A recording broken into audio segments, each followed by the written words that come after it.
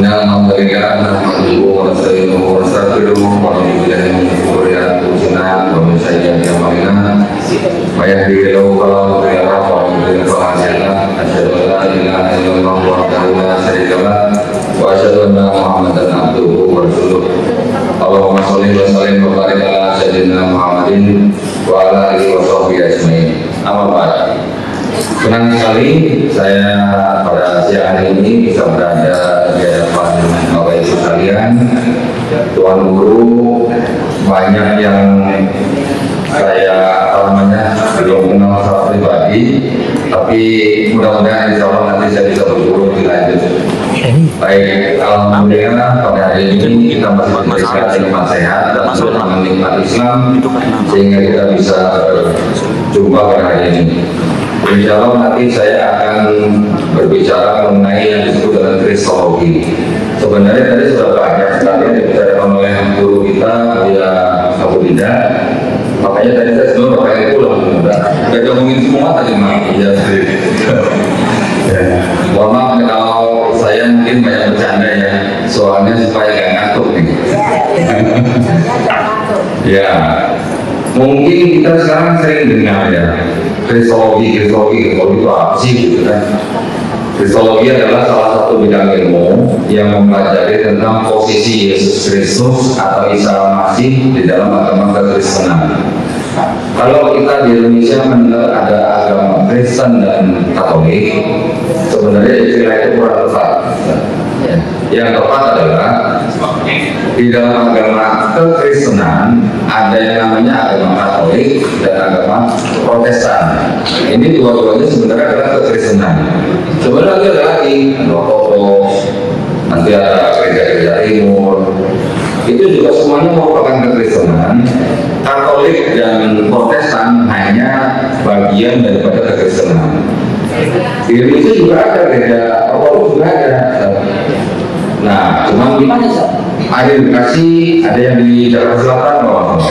Bahkan Ortodoks itu juga terbagi dua, ada yang Ortodoks Timur, ada yang Ortodoks Yunani, macam-macam sekali. Jadi kita juga harus sedikit memetakan mereka. Kita harus paham. Kalau di KTP di Katolik, perlu satu lagi Kristen, dong. Katolik juga Kristen kok. Jadi yang tepat itu harusnya Kristen itu Protestan. Nah, kalau kita lihat dua agama ini di KTP kan dibedakan. Ada Protestan atau Kristen dengan Katolik. Ya. Dua agama yang dibedakan. Padahal sebenarnya akidah mereka kurang lebih sama. Akidahnya ya. Baik, nah saya tadi sangat senang pada saat mendengar pembukaan daripada guru-guru kita bahwa Muhammadiyah didirikan salah satu alasannya yaitu untuk memerangi kristenisasi gitu ya. Alhamdulillah saya juga bergabung di sebuah yayasan namanya Yayasan Pembina Mu'alaf Katolik berpusat di Surabaya. Visi dan misi kita adalah juga selain melakukan pembinaan mu'alaf, juga kami melakukan peran pemikiran. Ya, tadi filosofi ya. Jadi kalau tadi Buya Abu Dinda menjawab Bapak tadi dia yang bagaimana kita berdakwah pada luar, kami juga berdakwah kepada orang di luar Islam, terutama kepada pendeta-pendeta. Jadi saya sebagai ketua Alipan, insya Allah saya ditugaskan dalam 1 tahun saya harus bisa berdebat minimal dengan 2 pendeta secara resmi, bukan debat online, bukan debat di telepon, bukan. Jadi secara resmi di gedung yang bermartabat seperti ini saya undang pendetanya, kita berdebat, topiknya kita tentukan. Biasanya kita adakan hotel yang mewah gitu, dan supaya pendetanya senang datang gitu, kasih makan enak, tidur enak gitu. Pokoknya datang tinggal tempat juga bisa. Nah, yang kita lakukan begitu Pak. Tapi bukan berarti target kita adalah pendeta itu. Tapi target kita siapa? Bapak Ibu pasti bisa tebak. Jemaatnya pasti nonton. Jagoannya dapat masa nonton Pak. Juga kita siapkan di YouTube tanpa edit gitu. Nah itu yang kita lakukan Pak. Itu cara kita berdakwah kepada orang di luar Islam. Yang kita harapkan insya Allah mudah-mudahan ada mendapatkan hidayah. Nah, jadi alhamdulillah saya sangat senang sekali berada di sini di kalangan Muhammadiyah, yang mana kita juga sama-sama memerangi kristenisasi di Indonesia ya. Tahun 1945 Indonesia merdeka, umat Islam di Indonesia kurang lebih 95% ya, bahkan bisa lebih ya. Ketika peristiwa G30 PKI, umat Islam di Indonesia tinggal kurang lebih 90%. Beberapa tahun yang lalu sudah mencapai angka 86, sekian persen, 86,8%. Sungguh memprihatinkan. Kenapa bisa seperti itu?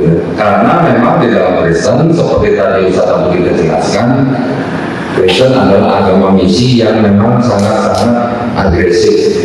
Agresif di dalam hal ini mungkin tidak terlihat di depan mata kita, tetapi terlihat nyata ya di tempat di mana kita tidak pernah sangka-sangka.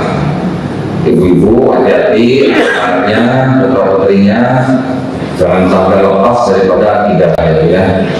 Karena saya sering mendapatkan atau menerima tamu, bapak ibu, orang tua yang membawa anaknya, ada yang mau murtad, ada yang sudah murtad, bahkan ada yang sudah dibaptis, bahkan ada yang sudah hamil dan sebagainya. Kurang lebih seperti itu. Ada yang bisa diselamatkan, diajak kembali ke Islam, tapi juga ada yang tidak bisa diselamatkan karena hal tertentu mereka tidak bisa lepas gitu. Ya, pada waktu sudah memang sudah bukan tanggung jawab kita lagi ya. Tetapi apa yang kita lakukan adalah kita berusaha membentengi akidah umat Islam. Bagaimana caranya? Salah satunya adalah senjata ilmu kristologi. Kenapa kita mengambil ilmu kristologi? Karena buat kami, dan mudah-mudahan Muhammadiyah juga setuju, buat kami kristologi itu juga sebenarnya adalah dakwah tauhid, Pak. Karena apa? Karena kita menggunakan kristologi juga untuk mengajak orang bertauhid, terutama kepada orang Nasrani. Bagaimana caranya? Kita bongkar sebenarnya. Ya, jadi kami juga yakin dan percaya bahwa Rasulullah bersama para sahabatnya juga berdakwah kristologi pada saat mereka berinteraksi dengan kaum Yahudi dan kaum Nasrani. Betul ya? Jadi buat kami Rasulullah juga merupakan kristolog atau orang yang mempelajari orang yang tahu tentang Yahudi dan Nasrani yang paling hebat di seluruh bumi. Kami tidak ada apa-apanya, kami tidak menerima wahyu. Rasulullah menerima wahyu. Begitu dia menjawab orang-orang Yahudi, menjawab orang-orang Nasrani, enak sekali ya gitu sokekannya. Kalau tadi teman saya coki tadi nyontek dari Google, kalau Rasulullah langsung dari Allah. Gitu kan? Jadi kalau buat kita dakwah kristologi juga dakwah tauhid, dakwah yang mengajak orang untuk bertauhid, insya Allah. Ya. Alhamdulillah, yayasan kami sudah berdiri sejak 2017 hingga kini. Kami sudah mengajak beberapa pendeta yang berdebat di forum yang terbuka, bisa ditonton di YouTube, bisa ratusan ribu yang menonton.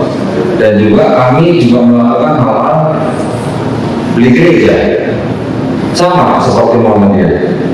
Ya, Muhammadiyah juga kan sudah jadi belum yang gereja di Spanyol. Sudah ya. Alhamdulillah, keren banget ya. Kami juga begitu, tapi kami masih taraf nasional. Kita belinya gereja yang kecil-kecil dah. Pernah kita membeli gereja di sebuah daerah di Jawa Tengah, di Klaten, Desa Dentang, yang mana gereja itu didirikan di dalam kampung Islam. Ya, kampungnya Muslim, Pak. Jadi kampung itu total semuanya Muslim, yang Kristen hanya 2 orang. Terus bisa ada gereja, gimana caranya? Apakah itu tidak melanggar aturan pemerintah? Itu udah pasti melanggar aturan pemerintah. Ya kan? Karena apa? Di gereja itu setiap minggu yang kebaktian bukan orang kampung situ, tapi orang dari kampung luar yang datang 2 mobil, 3 mobil setiap minggu. Tujuannya apa? Ya pasti ada juga agenda untuk mengajak orang-orang kampung situ bergabung. Pasti lah, tidak bisa dipungkiri gitu. Nah, pada saat COVID nggak boleh kegiatannya ya, kosong, tidak terurus sekitar 2 tahun. Akhirnya alhamdulillah karena kita juga mengikuti trik mereka, seperti ular gitu. Kita kirim utusan kita ya, yang masih kadernya Katolik gitu. Yang jual gereja juga kita maunya jual gereja ini untuk menjadi rumah Tuhan juga gitu. Ya utusan kita juga bilang, ya itu rumah kita juga menjadi rumah Tuhan, maksudnya di rumah Tuhan. Alhamdulillah terbagi gereja itu dengan segala macam tantangannya dan halangannya. Begitu selesai kita tanda tangan di PPGB, langsung kita datang ke lokasi gereja. Yang saya cari apa? Apa yang saya cari pertama kali? Salib. Salib yang saya cari pertama kali. Begitu saya masuk gereja, waktu itu di dalam gereja sudah kosong semua. Di bar gereja sudah kosong semua. Saya pikir di atas gambar kan biasanya ada salib kan? Itu yang menjadi incaran saya. Sebelum saya berangkat ke Klaten itu yang ada di bayangan saya itu saya pengen cari salibnya di atas mimbar gitu, pengen saya lepas gitu kan, pengen saya bagikan gitu kan. Sudah kosong semua, sudah diangkut semua sama pihak gereja. Pada pas saya keluar dari bekas gereja itu, saya lihat di atas di bagian gedung depan masih ada salib. Nah, jadi kita suruh malah Pak RW yang naik ke atas, dia lepas itu saya berikan. Alhamdulillah inilah sikap kita. Ya, kita membeli sebuah gereja yang kemudian kita jadikan masjid. Masjid yang kita sebut namanya sebagai apa? Masjid Isa Al-Masih. Alhamdulillah. Jadi posisi itu kita serahkan kepada MUI Klaten, kemudian MUI Klaten serahkan kepada Lurah Setempat. Alhamdulillah sekarang juga ramai. Ini ada di YouTube kan Pak? Ada, itu sudah cukup lama tahun 2021 itu yang kita lakukan. Nah, dari situ juga ternyata umat Islam di Indonesia begitu dengar ada teman-teman Muslim mau di gereja juga, animenya juga tinggi. Wah, mereka juga saling bantu gitu, mengirimkan dananya gitu, nggak mau ketinggalan pahalanya. Masya Allah kan. Jadi itulah yang kami lakukan, beberapa kegiatan yang bisa kami lakukan untuk umat gitu ya. Alhamdulillah, kalau kita bicara kembali ke Kristologi tadi sudah saya sebutkan ya, yaitu salah satu bidang ilmu yang mempelajari tentang Yesus Kristus atau Isa Al-Masih di dalam agama Kristen. Tetapi yang lebih kita lakukan atau lebih kita dalami itu sebenarnya adalah kritik kristologinya. Artinya kita mengkritik posisi Yesus di dalam Kristen yang dianggap sebagai Tuhan. Kita mengetahui bahwa di dalam Kekristenan mereka mengajarkan ajarannya itu dengan cara apa? Dogma ya, atau doktrinisasi ya. Orang kalau didoktrin itu kan mau benar mau salah, tapi kalau tiap hari tiap saat mendengar diterima oleh alam bawah sadar, akhirnya yang salah bisa benar, yang benar bisa salah gitu. Kalau doktrinisasi itu kan bangsa Jerman dulu waktu Perang Dunia Kedua tiap hari didoktrin Jerman itu bangsa atau ras yang unggul gitu. Jadi kita lebih tinggi dari bangsa yang lain. Ya kan, akhirnya orang Jerman, bangsa Jerman percaya bahwa mereka adalah bangsa yang unggul dari bangsa lain. Betul kan? Dengan adanya Nazi. Nah, kurang lebih Kristen juga seperti itu. Mereka mengajarkan dengan organisasi sehingga kita lawannya harus pakai apa? Enggak dong, kita jangan pakai doktrin. Kita harus melawan dengan logika aja. Contoh ya. Orang-orang saudara kita Kristen mempercayai, mereka berusaha meyakini bahwa dosa mereka sudah ditebus oleh Yesus yang mati di atas kayu salib, ya kan, untuk menebus dosa manusia. Itu kan gitu kan? Kita tanya dulu yuk, kita tanya secara logika aja dulu.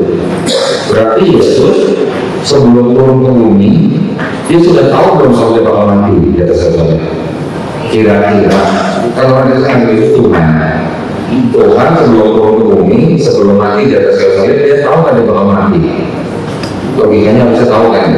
Harusnya tahu Tuhan gitu, masa tahu ya.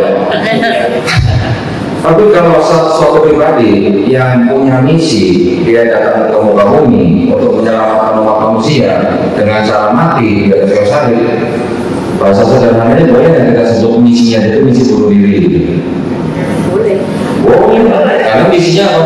Misi menghilangkan nyawanya sendiri kan? Gitu kan Bu? Itu logikanya kan? Dari situ aja udah membuat orang berpikir kan harusnya kosong misinya harus bunuh diri. Kedua Bu, kita juga bisa bertanya kepada teman-teman kita yang Kristen.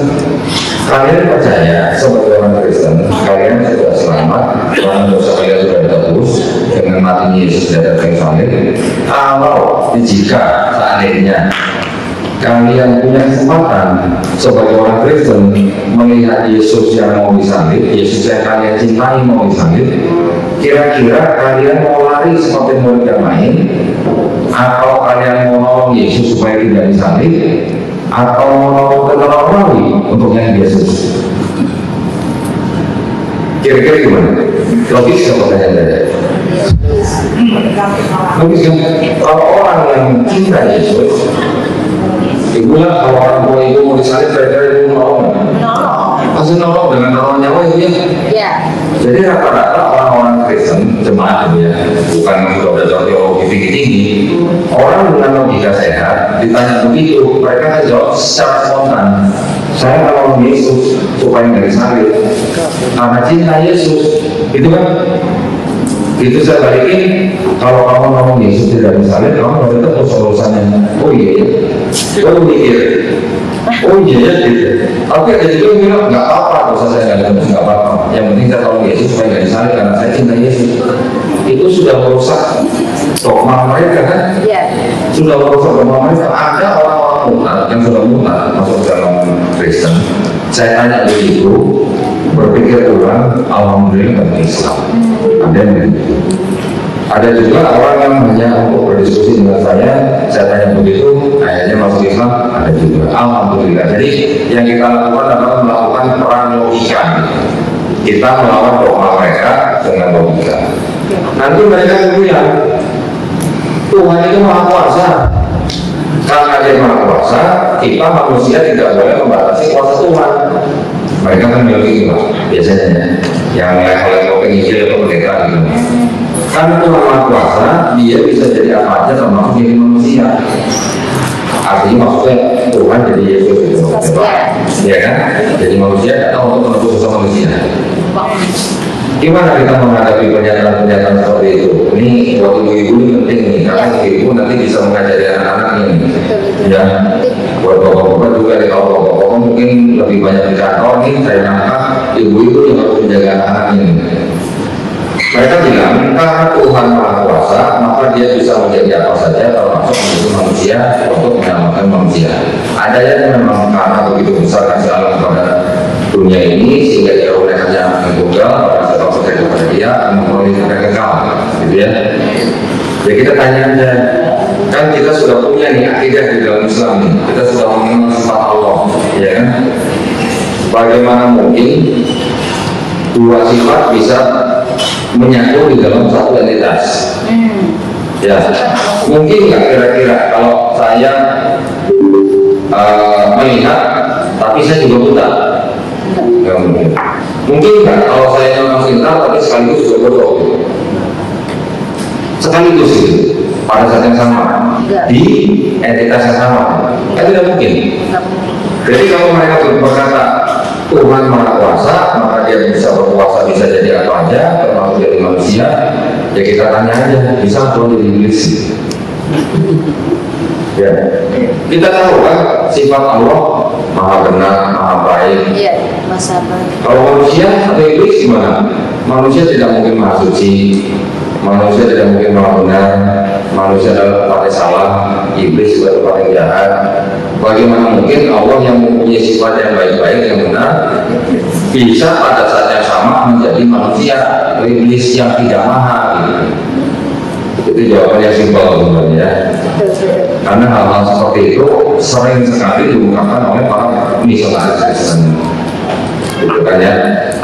Nah, jadi sekarang selain kita melawan juga dengan logika, kita juga harus bisa melawan kristenisasi itu dengan apa? Dengan ilmu kristologi, yang mana di dalam ilmu kristologi itu sebenarnya banyak cabangnya juga.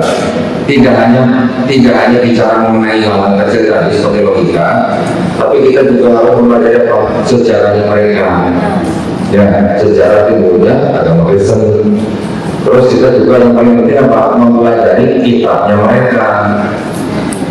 Kalau kita tidak tahu kitab dan sejarah mereka, kita tidak akan bisa menguasai yang namanya kristologi. Jadi tidak bisa membantah itu. Ustaz Abu Lidah ini adalah saya guru saya. Karena pada saat saya mulai menekuni kristologi, begitu saya ke rumah Baru Indah, Masya Allah itu namanya buku-buku itu udah segitu banyaknya gitu ya. Sampai akhirnya begitu saya memeriksa, wah ini cocok buat ini cocok buat ini. Akhirnya saya mau ngomong, tak tunjuk tak mau bikin makanya. Pinjam untuk yang baik-baik gitu. Nah, ternyata pada saat kita mempelajari sejarahnya Kristen, tapi ini sebelumnya saya bikin disclaimer dulu ya. Tidak semua umat Islam harus belajar kristologi. Ini disclaimer saya ya. Tidak semuanya, itu sebenarnya nggak perlu. Bapak-bapak juga kalau memang profesi tertentu juga tidak perlu. Tetapi ilmu kristologi adalah ilmu yang harus kifayah. Ya, kalau sudah yang menekuni ya sudah. Bapak Ibu yang lebih penting adalah memastikan anak-anak kita tetap harus belajar Quran dulu, belajar Islam dulu dengan baik, dengan menyeluruh, insya Allah menjadi hafiz Quran, ya. Baru kalau ada yang sudah menguasai Islam dengan baik mau belajar kristologi silahkan. Kalau saya kan berasal dari sana, saya kan mantan kafir, jadi saya sudah sedikit familiar gitu dengan kitab Bible gitu ya. Jadi ya saya mungkin mendapatkan apa namanya dispensasi lah ya, karena saya sudah menguasai kitab mereka gitu. Saya juga sedang mengejar belajar Quran dan belajar Islamnya. Tetapi maksud saya adalah begini, pada saat kita belajar kristologi, kita harus bisa membuktikan kepada saudara-saudara kita Kristen. Bukan berarti kita membaca orang Kristen ya, bukan ya, jangan disalahkan. Keluarga besar saya juga masih Kristen semua. Tetapi apa yang saya sampaikan murni mengenai dogma, doktrin, dan juga sejarah mereka, keautentikan kitab mereka. Yang mana tujuan akhir saya adalah ayo berpikir gitu. Saya cuma ngajak orang-orang berpikir aja gitu. Kalau saya bisa membuktikan di dalam kitab mereka berdasarkan dokumen mereka yang mana dikatakan ini ada ayat tidak asli yang bicara Bible, ayat ini tidak asli, saya tunjukkan di YouTube, saya suruh zoom Bible-nya, orang yang mau bisa baca sendiri, yang mau berpikir monggo, yang nggak mau berpikir kan kita juga nggak maksa. Seperti tadi kita boleh dikatakan kita tidak boleh memaksa, kita yang memperintahkan. Nah, metode itu yang saya pakai. Gitu ya. Jadi kalau dulu guru-guru kita, kalau tidak penyiaran Hano, Ustaz Abrahan, almarhum Ustaz Tano Kita, Ustaz Masud, yang sudah saya kenal sebelum saya masuk Islam, dan saya melihat video-video debatnya, Masya Allah ya, sungguh luar biasa perjuangan mereka membela agama Islam dengan cara berperang pemikiran dengan para pendeta. Tetapi ada yang kurang saya waktu itu. Kurangnya apa? Ustaz-ustaz kita, ustaz kita berdebat dengan para pendeta yang diobrolkan atau yang dibicarakan atau yang diperdebatkan umumnya atau rata-rata masalah teologi atau masalah akidah. Yesus Tuhan atau bukan? Dari dulu diperdebatkan itu dulu gitu ya. Pada saat saya sudah mulai mendalami teologi, saya berpikir begini. Kalau kita hanya memperdebatkan tuh Yesus itu Tuhan atau bukan, kan ujung-ujungnya nih, ujung-ujungnya langsung didukung mereka nih. Iya. Betul nggak? Betul. Mereka percaya pohon bisa sebagai Tuhan, juga bukan hak kita atau larangan. Jadi mereka menuhankan Yesus juga Tuhan mereka, apalagi dilindungi oleh negara. Ya kan, diakui oleh negara agama mereka. Jadi kita tak boleh ngotot gitu loh. Kita juga nggak perlu ngotot Yesus itu bukan Tuhan. Buat apa orang agama itu dilindungi oleh negara Indonesia? Tetapi yang bisa kita lakukan atau yang saya lakukan adalah saya menempuh jalur kritik teks. Kritik teks, jadi teks yang dikritik gitu. Ya, jadi kalau mereka ada Bible, ya yang kita kritik adalah Bible-nya, teks Bible-nya. Saya tidak mempermasalahkan mereka mau menyembah Yesus sebagai Tuhan, itu sudah itu urusan mereka gitu. Tapi yang saya coba buktikan bahwa kitab mereka salah, itu berdasarkan dokumen mereka sendiri. Jadi kalau mengumpulkan Bible-Bible kuno, ada perubahan apa gitu di dalam Bible mereka? Ya, ada ketidakjujuran apa di dalam Bible mereka? Itu yang saya dan itu yang buktikan. Bagaimana penerjemahan mereka bisa menjadikan orang yang tadinya tidak percaya Kristen jadi percaya Kristen. Kalau tadi Ustaz Abu Ridwan membacakan muka surat 11, dikatakan hari ini kalau hadir Rohimu Yesus Tuhan, benar Tuhan, ya. Kalau di orang Indonesia kebanyakan ya, orang Indonesia kebanyakan yang sudah berpendidikan, gitu. Tahu lah arti kata Tuhan itu apa ya? Apa arti kata Tuhan itu? Sesembahan ini ilah gitu, atau sesuatu yang disembah kalau berdasarkan KBBI gitu ya. Tetapi kalau kata Allah artinya apa? Yang Maha Kuasa. Itu apa? Siapa? Nama itu kan? Siapa Rob kita? Allah. Jadi namanya Tuhan kita siapa? Allah. Betul? Betul. Di dalam bahasa orang Kristen, khususnya di Indonesia dan Malaysia, mungkin bisa beda ya.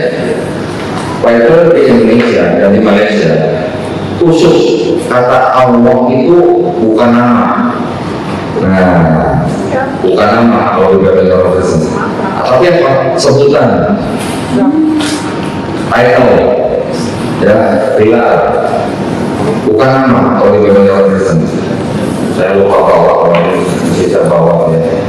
Jadi di dalam Kristen kata Allah itu sebenarnya hanya title atau gelar atau sebutan umum yang ditujukan kepada siapa? Kepada Tuhan yang Maha Esa.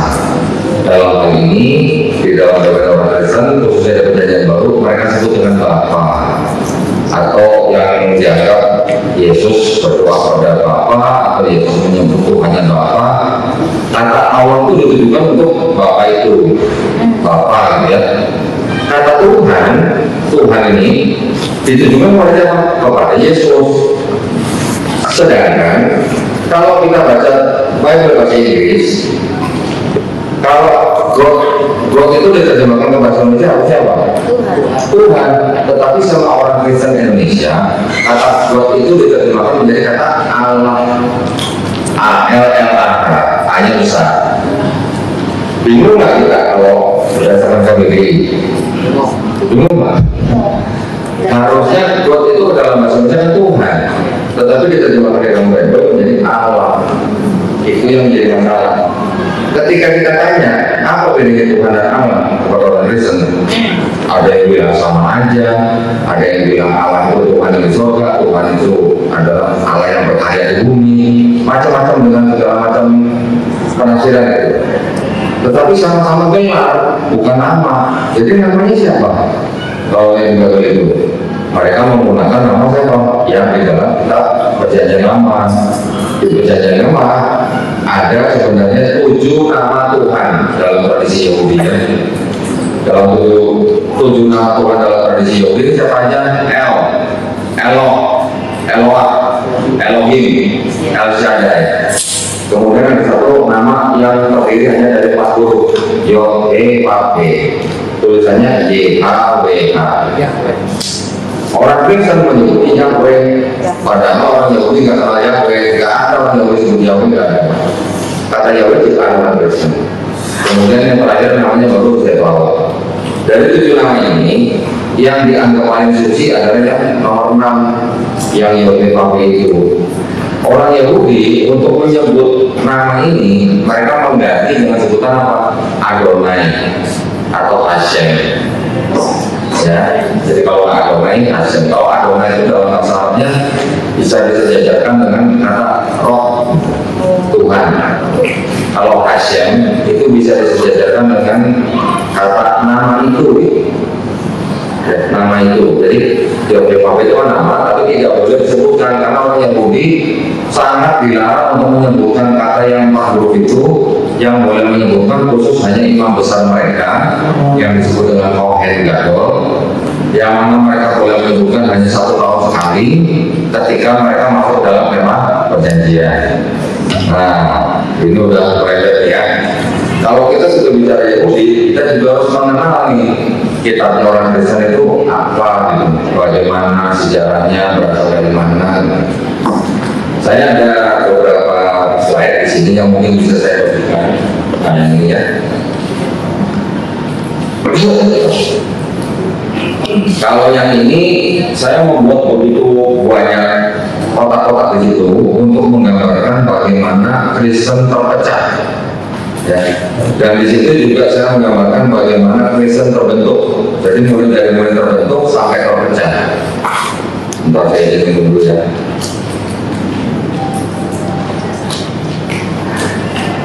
Jadi untuk mempelajari tentang sejarah dan perpecahan Kristen itu kita harus paham bagaimana sejarah bangsa Israel, bagaimana Kristen terbentuk, dan bagaimana Kristen terpecah, serta dominasi apa saja di dalam Kristen. Oke, saya di sini mungkin waktunya juga kan terbatas ya. Jadi kalau saya ceritakan secara benar-benar detail nih nggak cukup 2 jam 3 jam cukup. Jadi saya hanya ceritakan secara garis besar saja. Kita mengetahui bahwa di dalam Quran pun kita juga bisa membaca kisah tentang sejarah bangsa Israel. Di luar daripada Quran juga ada sirah Nawawi, juga ada kitab-kitab dari ulama-ulama kita, bahwa bangsa Israel itu adalah bangsa yang memang hidupnya sudah ratusan tahun, bahkan ribuan tahun di bawah bangsa lain, betul ya? Iya. 430 tahun lebih bangsa Israel hidup di bawah penguasaan bangsa Mesir, betul ya? Firaun. Nah, Firaun menyembah siapa ya? 350 tahun di Mesir dikuasa bawah Nah, jadi bangsa Mesir dari zaman itu sudah menyembah siapa? Menyembah dewa-dewa ya.